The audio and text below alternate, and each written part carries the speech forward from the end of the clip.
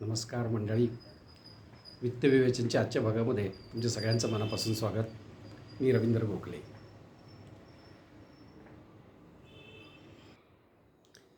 जब मैंने कुछ कमिटमेंट कर दी तो मैं खुद की भी नहीं सुनता.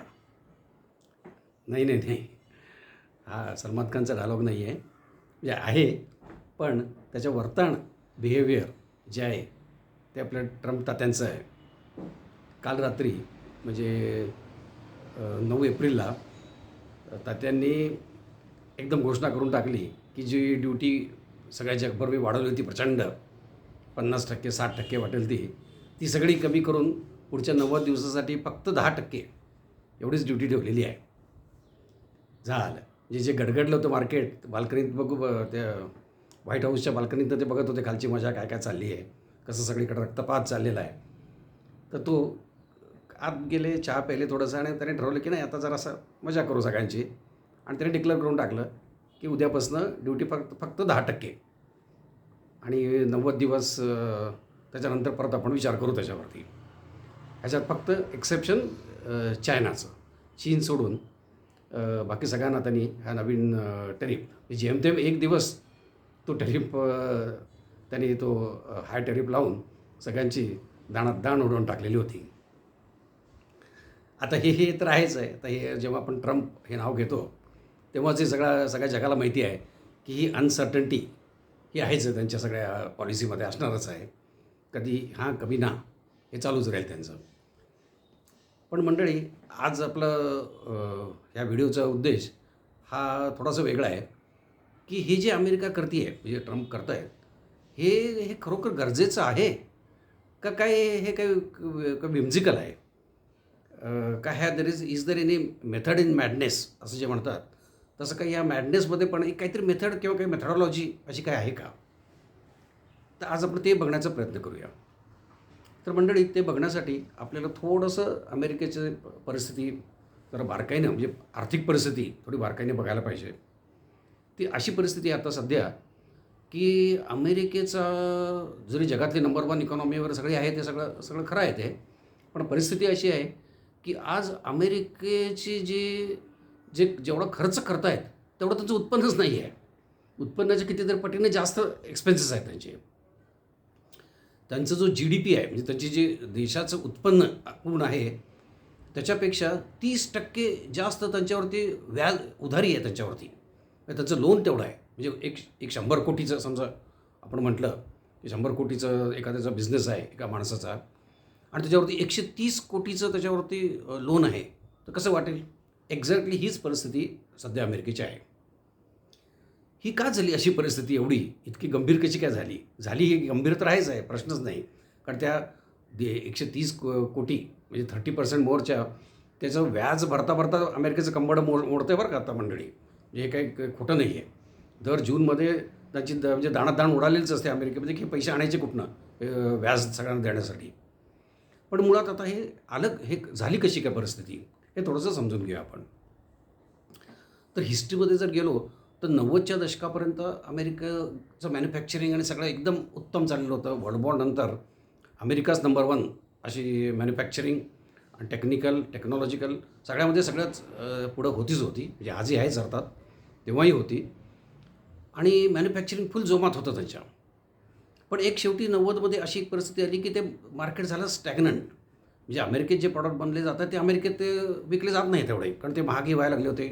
अमेरिकेची आर्थिक सुबत्ता पण आलेली होती भरपूर. मग अशा वेळेला आता काय करायचं? तर अशा वेळेला त्या पॉलिसी डिसिजन घेतले की आता हे जे काही प्रॉडक्ट आहेत त्यातले हे काही आपण जिथं स्वस्तात बनतात अशा जगामध्ये आपण ते बनवायला देऊ, आणि असे जगातले देश पकडू आपण की ज्यांना आता पैशाची गरज आहे त्यांना पैशाची मदत करू, जेणेकरून ते आपले प्रॉडक्ट विकत घेतील. आपली परिस्थिती तशीच होती 1991 सालचं आठवत असेल आपल्याला की आपणही बऱ्यापैकी बँक्रप्सीच्या ह्याच्यावरती उभं होतो. मग आपल्याला IMF सारख्या ज्या अमेरिकन स्पॉन्सर्ड जे आहेत मंडळी, त्यांनी आपल्याला मोठे मोठे लोन्स दिले. त्याच्या बदल्यात त्यांनी सांगितलं की तुमची इकॉनॉमी ओपन करा. ओपन करायचा इनडायरेक्ट अर्थ काय आहे की मग अमेरिकेतले प्रॉडक्ट विकत घ्यायला सुरू करायचं. जे तुम्ही बंदी घातली होती, अगदी कोका कोलाही आपण तेव्हा बंदी होती, आणि सगळे बाकीचे बाहेरचे प्रॉडक्ट सगळ्यांना बंदी होती, सगळी ओपन करायला लावली. हीच परिस्थिती त्यांनी जगातल्या अनेक आणि असंख्य देशाकडे केली आणि त्याच्या बदल्यात त्यांनी सांगितलं की तुम्ही तर आमचे प्रॉडक्ट मॅन्युफॅक्चरिंग करा. ह्याचा सगळ्यात मोठा फायदा ह्या त्यांच्या पॉलिसीचा कुणी घेतला असेल तर तो चायनाने घेतला. आपण पण घेतला बरं का, आपण घेतला नाही असं काय आपण नाही म्हणू शकत. कारण आपलं आय टी क्षेत्र हे त्याच काळात उदयास आलं आणि आपणही प्रचंड मोठ्या प्रमाणावरती आय टीची त्यांची कामं आउटसोर्सिंग जे म्हणतो आपण, ते अमेरिकेचं कामं आपण आपल्याकडे घेतली आणि तिथनं आपण त्यांची कामं करून त्याच्या बदल्यात आपण डॉलर मिळवायला सुरू केलं. चायनानी त्यांच्याकडं लेबर काही रिफॉर्म्स येणार, काय तिथं काही कम्युनिस्ट कंट्रीज आहेत, तिथं काय मनात येईल तसं ते करू शकतात किंवा लो कॉस्ट लेबर आणि त्यांना एक्सप्लॉइट करून पूर्ण मॅन्युफॅक्चरिंग सगळं अमेरिकेतलं हळूहळू करत सगळं चायनाने आपल्याकडं ओढून घेतलं. आणि चायना जे अमेरिका मॅन्युफॅक्चरिंग हब होता एकेकाळी, तो बघता बघता पुढच्या 10-15 वर्षामध्ये चायना हा जगाचा मॅन्युफॅक्चरिंग हब झाला. आता हे झालं, मग आता ह्याच्यात होतं कसं काय ह्या सगळ्या अशा प्रकारामध्ये, की तुम्ही अमेरिकेला गोष्टी देत राहता. मग कोणी आपण सर्व्हिस दिली भारतासारख्या देशांनी आणि चायनासारख्या देशांनी प्रॉडक्ट्स दिली. मग हे देतात, त्याच्या बदल्यात काही फारसं काही विकत घेत नाहीत अमेरिकेकडनं. काय विकत घेणार? कारण अमेरिकेतल्या गोष्टी सगळ्या महागच आहेत. मग इथं आपण म्हणतो की तर ट्रेड डेफिसिट येतो. ट्रेड डेफिसिट म्हणजे काय? म्हणजे मी त्यांना ₹100ची गोष्टी त्यांना विकल्या, त्याच्या बदल्यात त्याच्याकडनं मी घेतल्या ₹25, ₹50, ₹40च्याच गोष्टी काहीतरी विकत घेतल्या मी. मग हा ₹50-60चा जो हा फरक आहे, हा डेफिसिट आहे, हे पैसे कुठं जातात? हे पैसे त्या त्या देशाकडे राहतात. म्हणजे आता आपल्याकडं ट्रेड डेफिसिट आपण आता ह्या वर्षीचं जर बघितलं तर आपण $80 बिलियन गोष्टी त्यांना विकल्या आणि त्याच्या बदल्यात $35 मिलियन विकत घेतल्या. म्हणजे $40-45 बिलियन आपल्या खिशात एक्स्ट्रा राहिले ह्या बिझनेसमध्ये. आपल्या 10 पट चायनाकडं 350-400 बिलियन एक्स्ट्रा राहिले बरं का. आता एवढे प्रचंड डॉलर जेव्हा ह्या आपल्या सगळ्या ह्या वेगळ्या जगातल्या वेगळ्या देशांमध्ये एक्स्ट्रा राहतात, हे काय करतात मग? ह्या डॉलरचं काय करायचं? हा तर म्हणजे तसं बघितलं तर ह्या आपल्या देशातल्या वापरासाठी ते कागज का तुकडा असंच आहे तो. मग हे सगळे देश काय करतात? हे हे पैसे जे एक्स्ट्रा राहिलेले आहेत डॉलर्स, हे अमेरिकेलाच देतात बरं का. त्यांनाच व्याजाने देतात.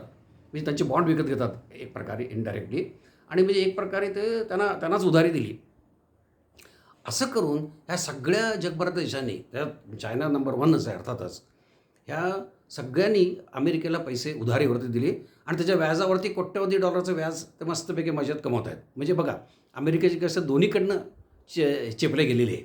एक तर त्यांनी प्रॉडक्ट त्यांना कमीत कमी ड्युटीवरती त्यांना विकायचे, तुमच्या देशात बनलेले, स्वस्तात बनलेले तिकडे विकायचे, तिथं एक फायदा करून घ्यायचा आणि त्या मिळालेले पैसे परत अमेरिकेलाच द्यायचे व्याजाने आणि त्या व्याजाचं पण परत तुम्हीच कमवायचं. हे ट्रम्प तात्यांच्या नक्कीच लक्षात आलं होतं की दोन्हीकडनं अमेरिकेची व्यवस्थित हे सगळं जगभर आपली चेपली जाते आहे. आणि अमेरिका अमेरिका हे काय माहिती नाही असातलं काही भाग नाही, पण हे करणं सोपं पण नव्हतं. हे चाक फिरवणं, हे जे एका डायरेक्शनमध्ये जेव्हा इकॉनॉमीचं चाक चालू असतं ते उलटं फिरवणं हे अतिशय अवघड असतं. पण तात्यांनी तो आलेल्या दिवसापासूनच ठरवलं होतं की हे चाक मी आता उलटं फिरवणार. कारण अमेरिकेची सुप्रीमसी नाही तर बघता बघता काय काय काय होईल, म्हणजे हे त्याचं चित्र पुढचं अगदी क्लिअर आहे. म्हणजे अमेरिकेला माहिती आहे, सगळ्यांनाच माहिती आहे की चायना हे अमेरिकेला टक्कर देणारी सुपर पॉवर 100% पुढच्या 2-4 वर्षात होणारच आहे.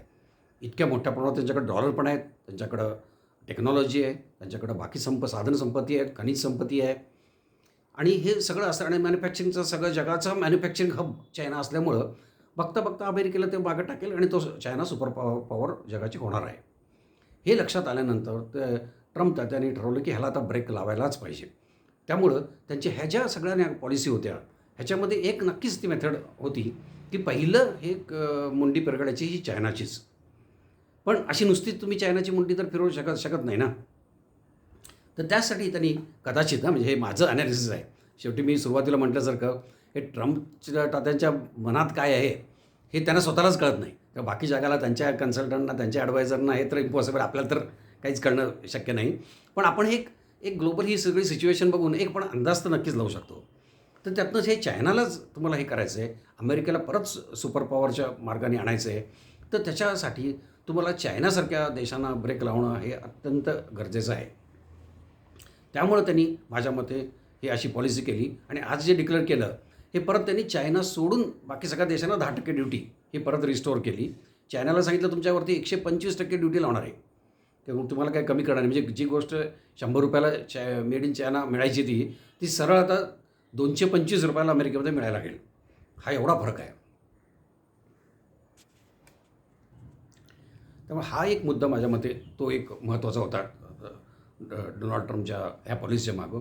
दुसरा, आता गेल्या काही महिन्यामध्ये जर आपण बघितलं असेल की डॉलरचं महत्त्व कमी करण्यासाठी जगभरामधनं प्रयत्न चालले होते. आपला पण देश त्याच्यात सामील झाला होता. म्हणजे काय कोणी ब्रिक्स करन्सी आणूया, अमुक करन्सी आणूया, असं म्हणून इनडायरेक्टली डॉलरवरचं महत्त्व कमी करायचं असे प्रयत्न जगभर चायनाचं इनिशिएटिव्ह असेल किंवा बाकीच्या अनेक देशांची इनिशिएटिव्ह असेल ते चालू झालं होतं. हे पण डॉलरचं महत्त्व कमी करणं पण ते ट्रम्पना मान्य नाही आहे. डॉलर हीच जगातली महत्त्वाची करन्सी पाहिजे. त्यासाठी सगळ्या जगाला एक मोठी थप्पड मारणं हे मला वाटतं त्यांना ते गरजेचं वाटलं आणि त्यांनी ते केलं. म्हणजे थप्पड मारली, उलथापालथ झाली तर सगळ्या जगाचं लक्षात आलं की हे अमेरिकेच्या मार्केटच्या शिवाय आपण काय करू शकत नाही. आपलं स्टॉक मार्केट सगळं कोलॅप्स झालं, सगळीकडं लाल झालेलं आहे सगळं. आणि जसं ट्रम्प म्हणतात तसंच 70-80 देश अमेरिकेच्या कडे गेले लगेच सांगायला की नाही आम्ही निगोशिएट करायला तयार आहे, पण आमचं टॅरिफ परत हे करा. म्हणजे तो ट्रम्पनं तो म्हणजे अमेरिकेला एक दिलासा नक्कीच तो त्यातनं मिळाला की चला म्हणजे अजून आपली चलती आहे जगामध्ये आणि आपण नाड्या पिरगाळल्या की लोकं हातापाय पडत आपल्या मागे येत आहेत. त्यामुळे ते आले. म्हणजे आता कशा कंडिशन घालतात ते आता बघणं महत्त्वाचं आहे. माझ्या मते तर ते पहिलं म्हणतील की डॉलरच्या शिवाय दुसऱ्या कुठल्याही करन्सीमध्ये बिझनेस करायचा नाही. आमच्याकडनं तेल घ्या, आमच्याकडनं मॅन्युफॅक्चरिंग घ्या. हे तर सगळे जे आधी म्हणत होते ते तर म्हणतीलच. म्हणजे त्यांना परत तेच एस्टॅब्लिश कदाचित ते करायचं आहे की डॉलरचं महत्त्व जगभर तर तसं व्यवस्थित राहिलं पाहिजे. चायनाचं महत्त्व जगातनं कमी झालं पाहिजे आणि त्याच्या बदल्यात मी तुम्हाला परत माझं अमेरिकेचं मार्केट ओपन करून द्यायला तयार आहे. हे माझ्या मते हे त्यांच्या डोक्यातलं लाँग टर्म थिंकिंग कदाचित ते असं असू शकतं. ह्या बॅकग्राऊंडवरती खरोखरच मी आधीच्या व्हिडिओत म्हटल्यासारखं आपल्या देशाचा नक्कीच फायदा होऊ शकतो. आता आपल्या पॉलिसी मेकर्सनी, आपल्या सरकारनी ऑलरेडी निगोशिएशन चालली आहेत अमेरिकेची, पण ते पटापट ते डिसिजन घेऊन काहीतरी करून हा जो मॅन्युफॅक्चरिंगचा जो हब चायना आहे, तो चायनाकडनं आपल्याकडं ओढून आणणं आहे. त्यासाठी तर आपल्याकडं लेबर रिफॉर्म्स करायला लागतील. आपल्याकडं अनेक काही इन्फ्रास्ट्रक्चरल इम्प्रूव्हमेंट्स करावं लागतील. जे काही करावं लागेल ते अत्यंत स्पीडनी, ज्या स्पीडनी चायनाने केलं त्या स्पीडने आपण ते जर करता आलं आपल्याला तर तर त्याच्यासारखी बेस्ट गोष्ट आपल्या देशासाठी कुठली असणार नाही. लकीली आपल्याकडं स्ट्रॉंग गव्हर्नमेंट आहे. त्यांचं रिलेशन हे अमेरिकेचं चांगलं आहे. त्याचा आता फायदा कसा होतो हे फक्त आपण ते केअरफुली ते आता बघितलं पाहिजे. पण ते झालं तर नेक्स्ट म्हणजे कारण आपल्याशिवाय अमेरिकेला तसा पर्याय नाही आहे. हे तितकंच खरं आहे. पण तसं तो पॉझिटिव्हनेस आणि तो सगळा तो अप्रोच हा आपण आपल्याकडनं पण ते दाखवणं तेही गरजेचं आहे. पण अर्थात ट्रम्प बेभरवशाचे आहेत. ते जगात कुणाचेच खरे मित्र होतील असं तर काही कुठं काही कोणाला वाटतही नाही आहे, कोणाचा विश्वासही नाही आहे. पण आहे त्या संधीचा आत्ताच्या आत्ता तो फायदा आपल्या गव्हर्नमेंटनी घेतला पाहिजे. जो दलाल स्ट्रीट ज्याचं ऑलरेडी पुसून टाकलं होतं काही गेल्या दिवसामध्ये आणि तिथं लाल स्ट्रीटर झाला होता तो कदाचित ह्या आठवड्यात परत थोडा हिरवा होण्याची तो शक्यता आहे आणि तो तसाच हिरवा राहून तो परत वाढावा हीच सगळ्यांना ही शुभेच्छा. व्हिडिओ बघितल्याबद्दल धन्यवाद. आवडला असला तर नक्कीच लाईक करा आणि शेअर करा.